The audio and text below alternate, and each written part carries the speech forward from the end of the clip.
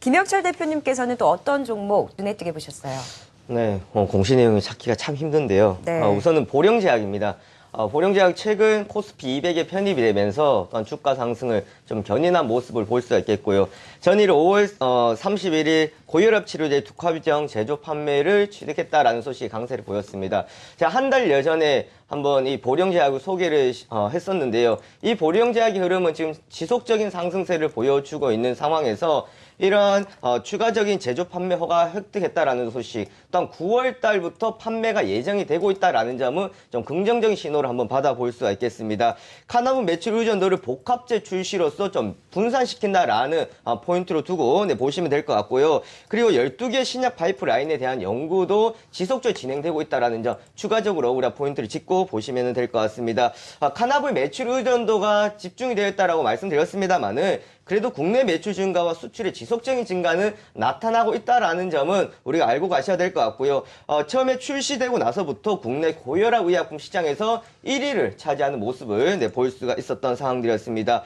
또한 위장약 겔포스 이 부분도 말씀드렸었는데 자 여기에 대해서 다시 한번 또 알아보고 이야기를 나눴더니 처음에는 5월 1일부터 가격 인상이 될 것이다 라고 했었는데 어제였죠. 6월 1일부터 겔포스의 가격이 이제 인상되었다라는 점, 또한 4월 말부터 미국 전역에 판매가 되고 있다라고 그때 소개시켜 드렸었는데요. 지금 판매가 되고 있다라는 것을 확인이 되었다라는 점을 좀 참고하시면 되겠고요. 제약업종에서 좀 관심을 못 받고 있겠지만 보령제약 같은 경우에는 좀 장기적인 관점으로 보시기에는 충분히 좋을 것 같습니다. 또한 두 번째 종목은 방금 이강희 부장님께서 말씀하셨다시피 미세먼지, 지금 우리나라는 미세먼지와의 전쟁이다 해도 과언이 아닐 정도로 여기저기 이야기가 나오고 있습니다. 전일 한국전력 같은 경우에도요, 석탄 발전 가동 중단이 될 수도 있을 것이다 라는 언론 보도가 나왔었고, 또한 지금 경유차에 대해서 뭐 세금을 부과하거나 아니면 추가적인 돈을 부과한다라는 이야기도 또 나오고 있는 상황들입니다. 자, 이럴 때 관심 받을 수 있는 거 다르게 한번 생각해 본다 그러면은 전기차 같은 경우에는 한 번 더 관심을 또 받을 수가 있지 않을까라는 생각들을 해볼 수가 있겠습니다. 최근 들어 충분히 많이 상승했었습니다. 지난번에 상하프론테크도 소개시켜 드렸었습니다만은 좀 제한적인 흐름이 나올 수도 있겠다라고 생각할 수는 있겠습니다만은 그러한 기준은 올라와 있기 때문에 추가적인 상승 제한적이다. 기준은 지금 봤을 때 높다라고 할 수는 있습니다만은 추가적인 상승이 나왔을 때는 절대 높은 자리라고만 생각하지 않는다라는 점입니다. 자, 우선은 에코프로 전기시장 확대 등으로 NC의 수요 증가가 전망이 되고 있다라는 점을 우리가 손꼽아 볼 수가 있겠고요. 또한 지금 나타나고 있는 추세는요, 아직 소형 전지 쪽에서 매출이 더 많이 발생이 되고 있습니다. 휴대폰이나 노트북이나 또 이러한 전동 공구 쪽에서 발생이 되고 있습니다만은 이제 이러한 수요가 대형 전지 쪽으로 이어질 것이다라는, 전기차를 통한 대형 전지의 성장이 나타날 것이다라는 점인데 2018년 정도로 예상을 하고 있습니다만은 좀 나오기까지 한 2019년 정도가 되겠죠. 그럼 지금부터 주식시장에서는요, 이미 선반영이 아니라 지금부터 관심을 받을 수가 있을 것이다라는 겁니다. 왜냐하면 국제적 환경 규제의 좀 강화에 따른 수혜가 예상이 된다라는 건데, 과거에 오바마 대통령이 처음에 공약을 내세웠던 것이 바로 녹색이었습니다.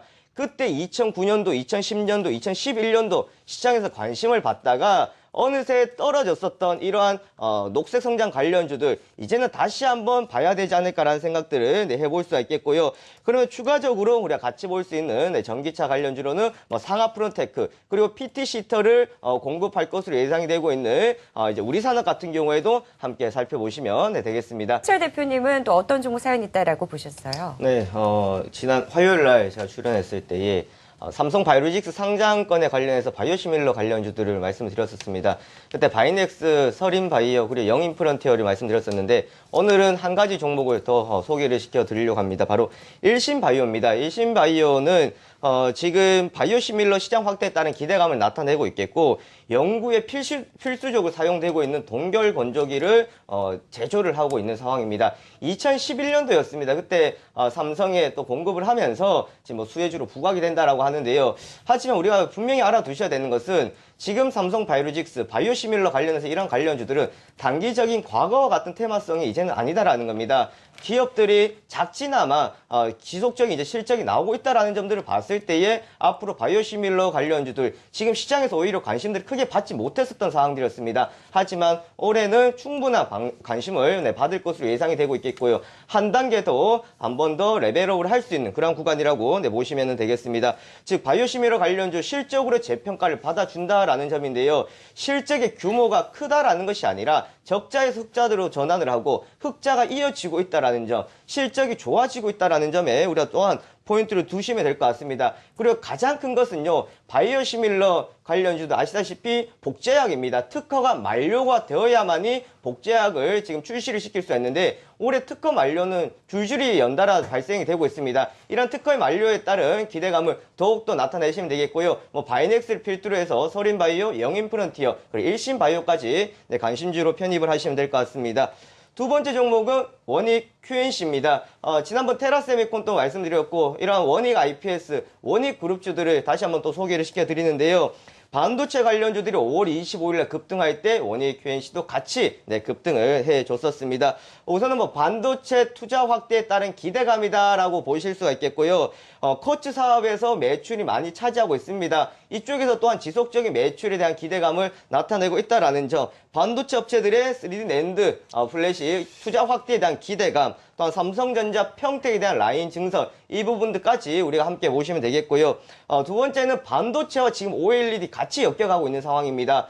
테라세미콘도 두 가지 모든 수혜를 받는다라고 말씀드렸었는데 원익 QNC 같은 경우에도 반도체뿐만 아니라 OLED에서도 수혜를 볼 수 있을 겁니다. 그래서 OLED에서 안정적인 이제 매출이 나올 것이다라는 기대감 볼 수가 있겠고요.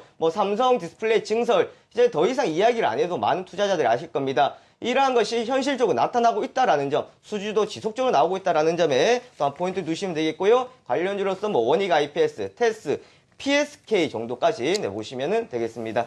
윤서 대표님 제시할 만한 전략도 어떤 게 있을까요? 네, 아까 전에 앞서서 말씀해 주셨는데 5월 31일 날 우리가 종가를 잘 봐야 됩니다. 그날 또 말씀드렸다시피 외국인들의 힘들이 매수세가 들어왔었다라는 말씀드렸었는데 우리가 지금 봐야 되는 것을 보지 못하고 보지 말아야 되는 것은 자꾸 눈이 갑니다. 6월달 악재다, 여러 가지 우려가 있다. 하지만 이것들 모든 것들이 노출되었다라고 말씀드렸었는데 이러한 상황에서 시장의 흐름들, 시장의 수급적인 부분들을 파악하지 못하고 종목의 트레이더로서 매매가 들어간다라는 것은 참 위험하지 않을까라는 생각들을 해볼 수가 있겠는데 우선 수급 변화에서는 외국인들에서부터 시작이 되었다라는 겁니다. 그날 삼성전자도 종가에 보시면 80만 주가 거래되었습니다. 장중에 거래보다가 종가에 거래가 된 것이 훨씬 더 많았다라는 거고 현대차 같은 경우 그렇고요. 그래서 어떻게 해석이 되냐? 외국인들이 마지막에 물량들이 빠져나갔었고 하지만 그날 코스닥과 다른 코스피 여타 업종에서는 프로그램을 통한 비차익을 통한 매수가 들어왔었다라는 겁니다. 그날 어쩔 수 없는 매도가 한번 빠져나갔었습니다만은 외국인들 이탈은 전혀 없었다라고 볼 수가 있겠고요. 4월 달에 지속적인 외국인들 매수가 들어오다가 5월 초에 주춤할 때 외국인들은 들어오지 않았습니다. 하지만 지금은 다시 외국인들이 비차익을 통한 매수세가 들어오고 있다는 점은 어느 정도의 지수를 받쳐주는 역할을 충분히 해주고 있다고 보시면 되겠고요. 그리고 또한 추세를 확인하고 가는 전략이 좀 좋지 않을까라는 생각들입니다. 지난번에 제가 수출주들을 계속 말씀드렸다시피 어느 정도 지지를 받는다 싶어서 들어가는, 많이 떨어졌기 때문에 들어가는 전략보다가는요 좀 더 확인하고 가는 전략이 좋겠다라는 것을 말씀을 드리고 싶고, 또 마지막으로 볼 수 있는 우리 업종은 많이들 지금 이야기하고 있는 화장품, 그리고 OLED, 그리고 제약, 이런 바이오 시밀러 쪽에서 우리가 관심을 두시면 되겠습니다.